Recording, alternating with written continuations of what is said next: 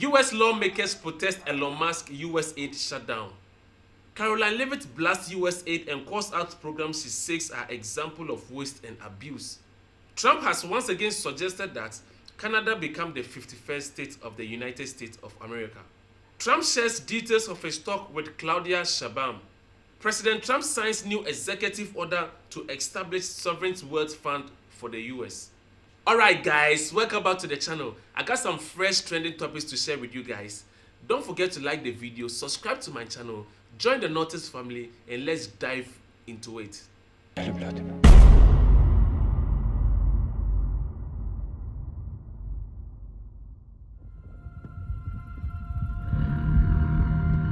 US representatives and senators gathered to protest after Elon Musk, with Trump's approval to abolish the United States Agency for International Development. Privileged billionaires who don't give a damn about America and Americans should not be making decisions that put Americans at harm. We don't have a fourth branch of government called Elon Musk. Elon Musk may get to be dictator of Tesla, but he doesn't, and he may try to play dictator here in Washington, D.C., but he doesn't get to shut down the Agency for International Development. This is all a smokescreen, a shell game, in order to turn this government over to a handful of unelected billionaires and corporate interests, and we are not going to let them do that.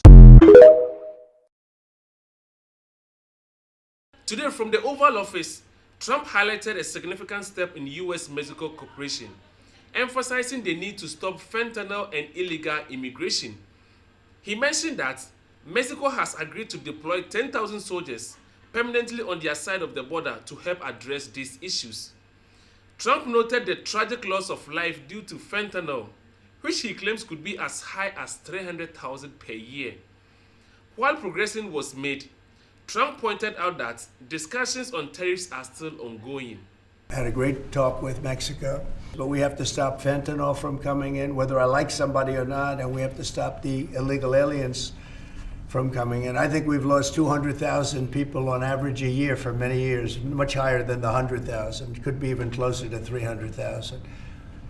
And they've agreed to put in 10,000 soldiers permanently, like forever, 10,000 soldiers at their side of the border and stop fentanyl and illegal aliens from coming into our country. They have a big incentive to do. Other than that, we've agreed to talk and consider various other things. We haven't agreed on tariffs yet, and maybe we will, maybe we won't. President Donald Trump has signed a new executive order to create a government-run fund aimed at boosting the economy, which could be used to buy TikTok. The fund goals include improving infrastructure like airports, highways, and helping the US increase its influence in places like Panama and Greenland. Next, this is an executive order. Discharges your Secretary of the Treasury, Scott Bessent, and your Secretary of Commerce, Howard Lutnick, to begin a process that will hopefully result in the creation of an American sovereign wealth fund. It's a very exciting event. We're going to have a sovereign wealth fund, which we've never had. We have a lot of things that create wealth, and you're seeing that over the last 2 weeks. I think we've created more wealth. Other people have created de-wealth, the people, my predecessors. We're creating a lot of wealth. Scott, maybe you'd like to say something about it, and I'd ask also Howard to say something about it. Yes, sir, this is very exciting. We're going to stand this thing up within the next 12 months. We're going to monetize the asset side of the U.S. balance sheet for the American people. We're going to put the assets to work, and I think it's going to be very exciting. We're going to study best practices that's done around the world. It'll be a combination of liquid assets, assets that we have in this country as we work to bring them out for the American people. The extraordinary size and scale of the U.S. government and the business it does with companies should create value for American citizens. If we are going to buy 2 billion COVID vaccines, maybe we should have some warrants and some equity in these companies and have that grow for the help of the American people. So I bring all these things together. I think Scott and I will create an amazing sovereign wealth fund for you, sir. So other countries have sovereign wealth funds, and they're much smaller countries, and they're not the United States. We have tremendous potential in this country, tremendous. You're seeing that, what's happened just in a short period of time. And as an example, TikTok, we're going to be doing something perhaps with TikTok, and perhaps not. If we make the right deal, we'll do it, otherwise we won't. But I have the right to do that, and we might put that in the sovereign wealth fund, whatever we make, or if we do a partnership with very wealthy people, a lot of options, but we could put that as an example in the fund, and we have a lot of other things that we could put in the fund. And I think in a short period of time, we'd have one of the biggest funds, and you know, some of them are pretty large, I must tell you. Some of like the Saudi Arabia fund is on the large side, but eventually we'll catch it.